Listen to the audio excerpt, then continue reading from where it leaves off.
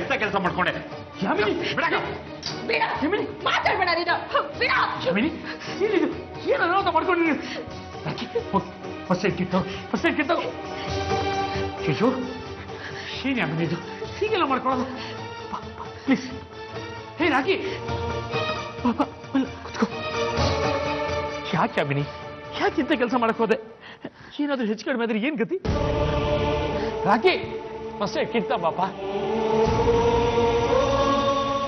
ನಂದು ಯಾರೇ ಆಗ್ಲಿ ತಮ್ಮನೇ ಆಗ್ಲಿ ನಿಮ್ಗೆ ಅವಮಾನ ಮಾಡಿದ್ರೆ ನನ್ನಿಂದ ಸಹಿಸ್ಕೊಳಕ್ಕಾಗಲ್ಲ.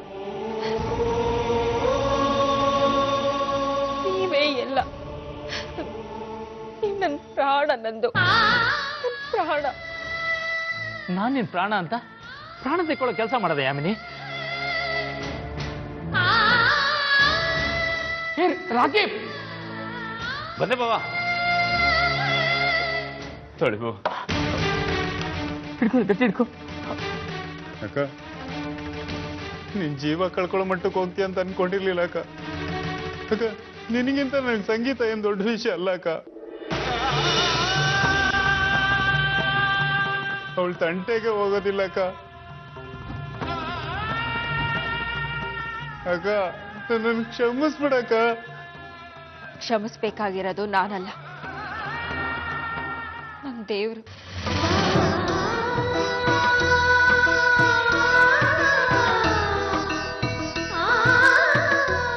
ಬಾಬಾ ನನ್ನ ಕ್ಷಮಿಸ್ಬಿಡಿ ಬಾಬಾ.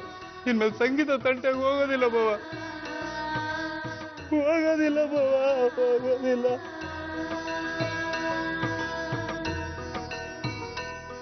ಕಾಲಿಗೆ ಬೀಳ್ತಾ ಇಲ್ಲ ಬಾವಾ, ಕಾಲೆಳಿತಾ ಇದ್ದೀನಿ. ಜಾರೋದಕ್ಕೆ ರೆಡಿಯಾಗಿರಿ.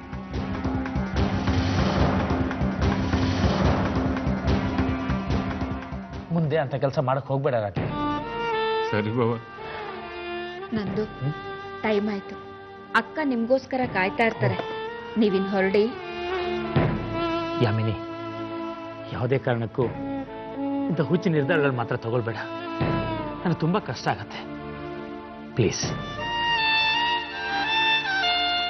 ರಾಕಿ, ಅಕ್ಕನ ಚೆನ್ನಾಗಿ ನೋಡ್ಕೊ.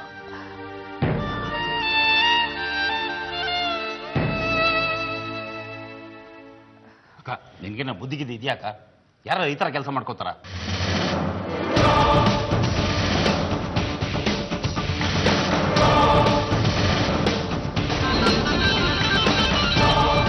ಎಲ್ಲಿ ಮಾಂಸ ಖಂಡ ಇದೆ, ಎಲ್ಲಿ ನರ ಇದೆ ಅಂತ ನನಗೆ ಚೆನ್ನಾಗಿ ಗೊತ್ತು.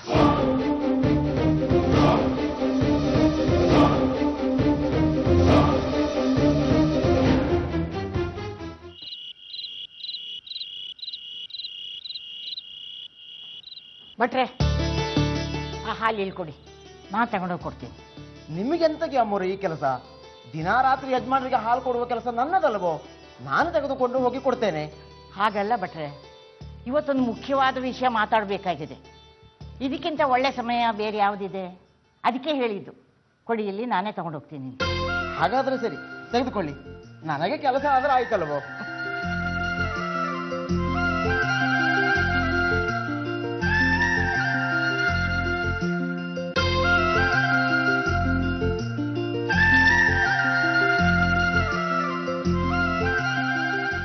ಜಯರಾಮ,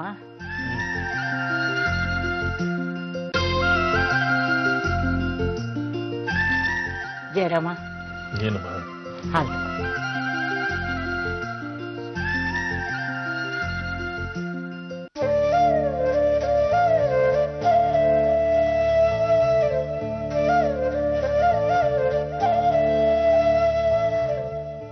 ಜಯರಾಮ, ನಾಳೆ ಸ್ವಲ್ಪ ಹೊತ್ತು ಬಿಡುವು ಮಾಡಿಕೊಂಡು ನನ್ನ ಜೊತೆ ಹೊರಗಡೆ ಬರಬೇಕು. ಎಲ್ಲಿಗಮ್ಮ? ಏನು ವಿಷಯ? ಒಂದಿಷ್ಟು jeans pant, T shirt, jacket ಎಲ್ಲ ತಗೋಬೇಕು. ಅದಕ್ಕೆ ನಾನು ಯಾಕಮ್ಮ? ಸಂತೋಷನ್ ಕರ್ಕೊಂಡು ಹೋಗು. ಅವನ ಅಳತೆ ನಿನ್ಗೆ ಆಗಲ್ಲ ಕಣೋ. ಅಂದ್ರೆ ಜೀನ್ಸು, ಟೀ ಶರ್ಟು, ಜಾಕೆಟ್ಸ್ ಎಲ್ಲ? ನಿನಗೇನೆ ಅಮ್ಮ, ಬರ್ತಾ ಬರ್ತಾ ನೀನು ತುಂಬಾ ಬದಲಾಗ್ತಾ ಇದೆಯಾ. ಅಲ್ಲ, ನಾನೇನು ಕಾಲೇಜ್ ಹುಡುಗನ ಆ ಬಟ್ಟೆಗಳನ್ನೆಲ್ಲ ಹಾಕೊಂಡು ಹೋಗೋದು? ಹಾಕೊಂಡ್ರೆ ಏನ್ ತಪ್ಪು? ಏನೋ ನನ್ನಷ್ಟು ವಯಸ್ಸಾದವ್ರ ತರ ಮಾತಾಡ್ತೀಯ. ಅಂತ ಡ್ರೆಸ್ ಹಾಕೊಂಡ್ರೆ ನೀನ್ ಎಷ್ಟು ಚೆನ್ನಾಗಿ ಕಾಣಿಸ್ತೀಯ ಗೊತ್ತಾ? ಅದರ ಅವಶ್ಯಕತೆ ನನಗಿಲ್ಲಮ್ಮ, ಅಂತ ಆಸೆನೂ ನನಗಿಲ್ಲ. ಆದ್ರೆ ನನ್ಗಿದೆಯಲ್ಲ.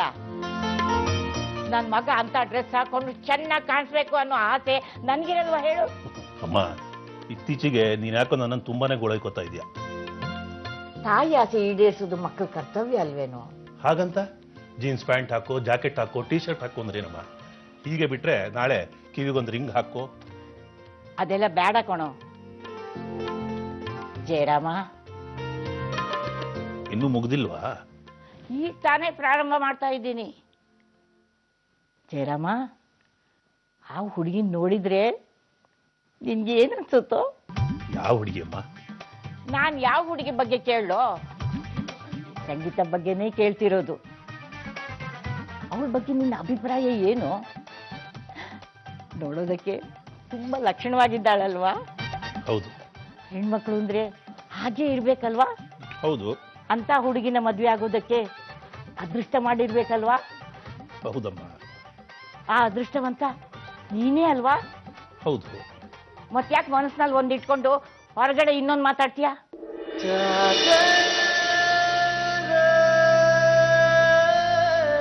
ಅಲ್ಲಮ್ಮ ನೀನೇನ್ ಕೇಳಿದೆ, ನಾನೇನ್ ಹೇಳಿದೆ? ಸಂಗೀತ ನಿನ್ ಮನಸ್ಸಲ್ಲಿ ಇದ್ದಾಳೆ ಅಂತ ಹೇಳಿದೆ.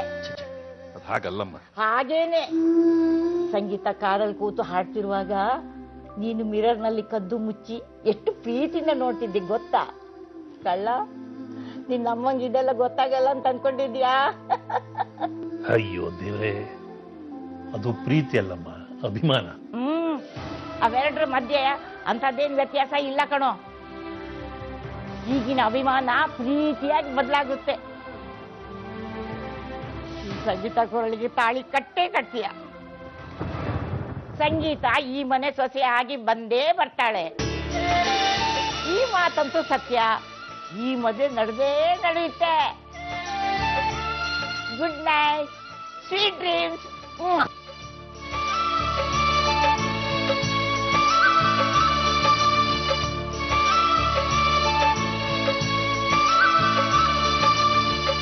ಯಾಕೋ ನನ್ನ ಪಾಡಿ ನನ್ನ ಬಿಡಾಕ್ ಕಾಣಿಸೋದೇ ಇಲ್ಲ. ಮುಂದೆ ಇನ್ನೂ ಏನೇನು ಕಾದಿದೆಯೋ.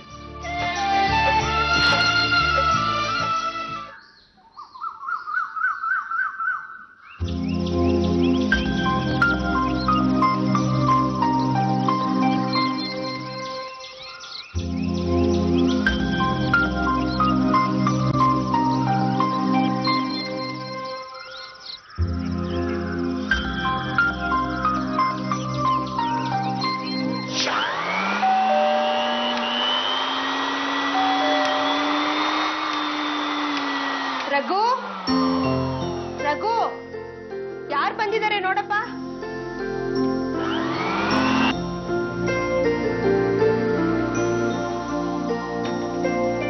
ಬನ್ನಿ ಬನ್ನಿ ಬನ್ನಿ ಬನ್ನಿ. ಅಮ್ಮ, ಯಾರು ಬಂದಿದ್ದಾರೆ ನೋಡು. ಹೇಗಿದೆಪ್ಪ? ನಾನು ಚೆನ್ನಾಗಿದ್ದೀನಿ. ನೀವು ಹೇಗಿದ್ದೀರಾ? ಫೈನಪ್ಪ, ಥ್ಯಾಂಕ್ ಯು. ಡಾಕ್ಟ್ರೆ ನಮಸ್ಕಾರ. ನಮಸ್ತೆ ಅಮ್ಮ. ಶಾರದಾ ಅವ್ರು ಬರ್ಲಿಲ್ವಾ? ಇಲ್ಲಮ್ಮ, ನಾನು ಕ್ಲಿನಿಕ್ಕಿಂದ ಡೈರೆಕ್ಟಾಗಿ ಬಂದೆ. ಹೌದಾ, ಬನ್ನಿ ಒಳಗೆ ಬನ್ನಿ ಬನ್ನಿ ಡಾಕ್ಟ್ರೆ. Thank you. ಯಾರಾದ್ರೂ ಮನೇಲಿದ್ದಾರಾ? ಹಾ ಇದ್ದಾರೆ, ಕರಿತೀನಿ.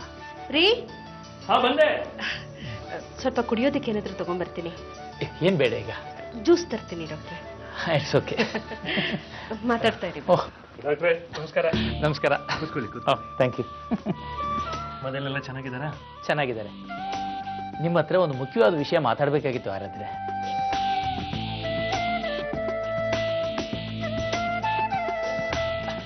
ಏನ್ ಹೇಳಿ ಡಾಕ್ಟ್ರೆ? ತಗೊಳ್ಳಿ ಡಾಕ್ಟ್ರೆ. Thank you. ಇನ್ನೇನಿಲ್ಲ, ಸಂಗೀತ ರಘು ಎಂಗೇಜ್ಮೆಂಟು ಯಾವಾಗ ಇಟ್ಕೊಳ್ಳೋಣ ಅಂತ. ಅಯ್ಯೋ, ಅದಕ್ಕೇನಂತೆ, ನೀವು ಯಾವಾಗ ಹೇಳ್ತೀರೋ ಆಗ ಇಟ್ಕೊಳ್ಳೋಣ ಅಲ್ವಾ ಸರಸ್ವತಿ? ಹೌದು ಡಾಕ್ಟ್ರೆ, ನೀವೇ ಒಬ್ಬ ಪುರೋಹಿತರನ್ನ ಕೇಳಿ ಡೇಟ್ ಫಿಕ್ಸ್ ಮಾಡಿಬಿಡಿ. ಹಾಗಾದ್ರೆ ಮುಂದಿನ ವಾರದಲ್ಲಿ ಎಂಗೇಜ್ಮೆಂಟ್ಗೆ ಡೇಟ್ ಇಟ್ಕೊಂಡ್ರೆ ನಿಮ್ಮ ಅಭ್ಯಂತರ ಏನು ಇಲ್ವಲ್ಲ? ಅದೇಗಾಗತ್ತೆ ಡಾಕ್ಟ್ರೆ, ಈ ತಿಂಗಳು ಧನುರ್ಮಾಸ, ಯಾವ ಶುಭ ಕಾರ್ಯಗಳು ಮಾಡೋ ಹಾಗಿಲ್ಲ ಅಲ್ವಾ? ಯಾಕೆ ಡಾಕ್ಟ್ರೆ, ಎಂಗೇಜ್ಮೆಂಟ್ ಬಹಳ ಬೇಗ ಆಗ್ಲಿ ಅಂತ ಬಯಸ್ತಾ ಇರೋ ಹಾಗಿದೆ? ಹಾಗೇನಿಲ್ಲ, ಅನ್ಕೊಂಡಿರೋ ಮಂಗಳ ಕಾರ್ಯಗಳು ಆದಷ್ಟು ಬೇಗ ನಡೀಲಿ ಅಂತ. ನಾವುಗಳು ಅಷ್ಟೇ, ಆದಷ್ಟು ಬೇಗ ಈ ಶುಭ ಕಾರ್ಯ ನಡೀಲಿ ಅಂತ ಬಯಸ್ತಾ ಇದ್ದೀವಿ. ಹಾಗಾದ್ರೆ ಮುಂದಿನ ತಿಂಗಳು ಒಂದು ಒಳ್ಳೆ ದಿನ ನೋಡಿ ನೀವೇ ಫಿಕ್ಸ್ ಮಾಡಿ ಯಾರಾದ್ರೆ ಅವತ್ತು ಎಂಗೇಜ್ಮೆಂಟ್ ಇಟ್ಕೊಳ್ಳೋಣ. ಹಾಗೆ ಆಗಲಿ ಡಾಕ್ಟರ್. ನಿಜವಾಗ್ಲೂ ನಾವು ನಿಮಗೆ ಋಣಿಯಾಗಿರ್ಬೇಕು ಡಾಕ್ಟ್ರೆ. ಮುತ್ತಿನಂತ ಮಗಳನ್ನ ನಮ್ಮನೆ ಸೊಸೆಯಾಗಿ ಕಳಿಸ್ತಾ ಇದ್ದೀರಾ. ಅಂತ ದೊಡ್ಡ ಮಾತು ಯಾಕೆ ಹೇಳ್ತೀರಮ್ಮ? ಇಂಥ ಮನೆಗೆ ಸೊಸೆಯಾಗಿ ಬರೋದಕ್ಕೆ ನನ್ನ ಮಗಳು ಸಂಗೀತ ಪುಣ್ಯ ಮಾಡಿದ್ದಾಳೆ. ಎಲ್ಲದಕ್ಕಿಂತ ಹೆಚ್ಚಾಗಿ ಸಂಗೀತ ಅಂತ ಒಳ್ಳೆ ಹುಡುಗಿನ ನಮ್ಮ ರಘು ಕೈ ಹಿಡಿಯೋಕೆ ಪುಣ್ಯ ಮಾಡಿದ್ದ. ಗಂಡ ಹೆಂಡತಿ ಸಂಬಂಧ ಅನ್ನೋದು ಸ್ವರ್ಗದಲ್ಲಿ ನಿಶ್ಚಯ ಆಗಿರುತ್ತದೆ. ನಾನು ತುಂಬಾ ಮೆಚ್ಚುವಂತ ನನ್ನ ಶಿಷ್ಯೆ ನಮ್ಮನೆಗೆ ಸೊಸೆಯಾಗಿ ಬರ್ತಾಳೆ ಅಂತ ನಾನು ಯಾವತ್ತೂ ಅನ್ಕೊಂಡಿರ್ಲಿಲ್ಲ ಡಾಕ್ಟ್ರೆ. ಈ ಬಗ್ಗೆ ನನ್ನ ಹೆಂಡತಿ ತಿಳಿಸಿದಾಗ ಈ ವಿಷಯನ ನಿಮ್ಮ ಹತ್ರ ಹೇಗೆ ಪ್ರಸ್ತಾಪ ಮಾಡೋದು ಅಂತ ನನಗೆ ತುಂಬಾ ಅಳಕಿತ್ತು. ಕೊನೆಗೂ ಒಪ್ಪಿಗೆ ಕೊಟ್ರಲ್ಲ, ಅಷ್ಟು ಸಾಕು. ಇಂಥ ಸಂಸ್ಕೃತ ಮನೆಗೆ ಸೊಸೆಯಾಗಿ ಕಳಿಸೋದಿಲ್ಲ ಅಂತ ಯಾರಾದ್ರೂ ಹೇಳೋಕ್ ಸಾಧ್ಯನೇ ಹೇಳಿ? ನಮ್ಮ ಮಗಳು ನಮ್ಮನೇಲಿ ಇರೋದಕ್ಕಿಂತ ಹೆಚ್ಚಾಗಿ ನಿಮ್ಮ ಮನೆಯಲ್ಲಿ ಸುಖವಾಗಿರ್ತಾಳೆ ಅನ್ನೋ ನಂಬಿಕೆ ನನಗಿದೆ ಆರಾಧ್ರೆ. ಸಂಗೀತ ಈ ಮನೆ ಸೊಸೆಯಾಗಿ ಮಾತ್ರ ಬರಲ್ಲ ಡಾಕ್ಟ್ರೆ, ನಮ್ಮ ಮನೆ ಮಗಳಾಗಿ ಬರ್ತಾಳೆ. ಅಂತ ಮಾತು ಹೇಳಿದ್ರಿ ನೀವು. ಸೊಸೆನ ಸೊಸೆಯಾಗಿ ನೋಡ್ಕೊಳ್ದೇ ಇರುತ್ತೆ ಈ ಕಾಲದಲ್ಲಿ ಸೊಸೆನ ಮಗಳಾಗಿ ನೋಡ್ಕೊಳ್ತೀನಿ ಅಂತ ಹೇಳ್ತಾ ಇದ್ದೀರಾ. ತುಂಬಾ ಥ್ಯಾಂಕ್ಸ್. ಸರಿ ಯಾರಾದ್ರೆ ಹಾಗಿದ್ರೆ ನಾನು ಹೊರಡ್ತೀನಿ. ಆದಷ್ಟು ಬೇಗ ಒಳ್ಳೆ ದಿನ ಫಿಕ್ಸ್ ಮಾಡಿ ನನಗೆ ತಿಳಿಸಿ. ಸರಿ ಡಾಕ್ಟ್ರೆ, ಹಾಗೆ ಆಗಿ. ರಘು ಹೊರಡ್ತಾ ಇದ್ದಾರೆ ನೋಡಪ್ಪ. ನಾನು ಬರ್ತೀನಪ್ಪ. ಬರೀ.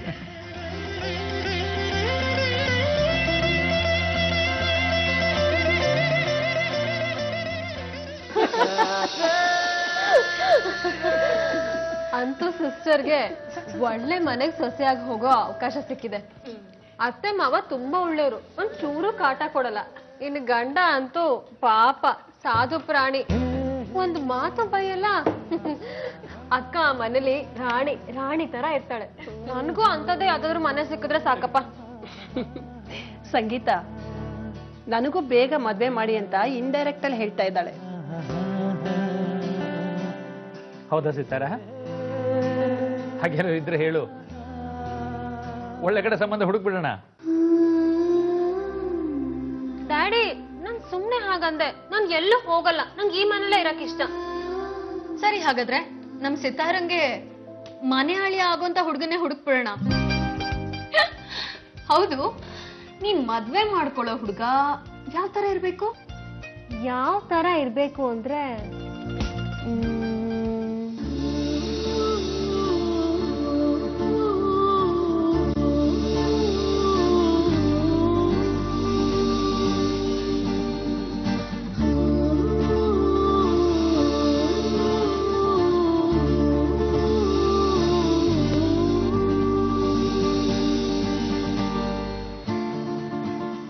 ಹುಡುಗ ಸಿಂಪಲ್ ಆಗಿರ್ಬೇಕು, ನೋಡಕ್ಕೆ ತುಂಬಾ ಚೆನ್ನಾಗಿರ್ಬೇಕು, ನನ್ನನ್ನ ತುಂಬಾ ಲವ್ ಮಾಡ್ಬೇಕು, ಆದ್ರೆ ಮಿಡಲ್ ಕ್ಲಾಸ್ ಫ್ಯಾಮಿಲಿ ಅವನಾಗಿರ್ಬೇಕು.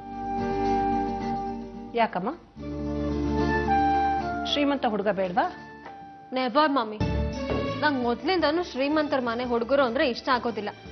ಅವ್ರ ಮನೆಗಳೆಲ್ಲ ಜೀವನ ಒಂಥರ ಆರ್ಟಿಫಿಷಿಯಲ್ ಆಗಿರುತ್ತೆ. ಅವ್ರಗಳಿಗೆ ಭಾವನೆಗಳ ಬೆಲೆನೇ ಗೊತ್ತಿರೋದಿಲ್ಲ. ಅದಕ್ಕೆ ನನ್ಗೆ ಯಾವ್ದಾದ್ರು ಮಿಡಲ್ ಕ್ಲಾಸ್ ಹುಡುಗನ್ನೇ ಹುಡುಕಿ ಪರವಾಗಿಲ್ಲ. ಹುಡುಗನ ಹುಡ್ಕೋ ಜವಾಬ್ದಾರಿ ನೀವೇ ತಗೋತೀರಾ ಇಲ್ಲ ಆ ಜವಾಬ್ದಾರಿನ ನಾನೇ ತಗೊಳ್ಳ? ಏಯ್, ಬರ್ತಾ ಬರ್ತಾ ನಿನ್ ತರ್ಲೆ ಜಾಸ್ತಿ ಆಯ್ತು ಕಣೆ. ನೋಡ್ತಾ ಇರು, ನೀನ್ ಈ ತರ್ಲೆಗಳಿಗೆಲ್ಲ ಮೂಗ್ದಾರ ಹಾಕುವಂತ ಹುಡುಗಾನೇ ನಿನಗ್ ಸಿಗೋದು. ಆ ಸೀನೆಲ್ಲ ನಮ್ಮ ಹತ್ರ ನಡೆಯಲ್ಲಮ್ಮ. ಮೇಡಮ್ ಹೇಗ್ ಹೇಳಿದ್ರೆ ಹಾಗೆ ಕೇಳ್ಬೇಕು. ಹೋಗ್ ಅಡ್ಗೆ ಮಾಡು ಅಂದ್ರೆ ಅಡ್ಗೆ ಮಾಡೋ ಅಂತನಾಗಿರ್ಬೇಕು. ಅಂತ ಹುಡುಗ ಎಲ್ಲ ಬೇಡಮ್ಮ. ನಿಮ್ ತಂದೆ ತರ ಒಳ್ಳೆ ಗುಣ ಇರೋ ಹುಡುಗ ಇದ್ರೆ ಸಾಕು. ನಾನ್ ದೇವರಲ್ಲಿ ಅದನ್ನೇ ಬೇಡ್ಕೊಳ್ಳೋದು.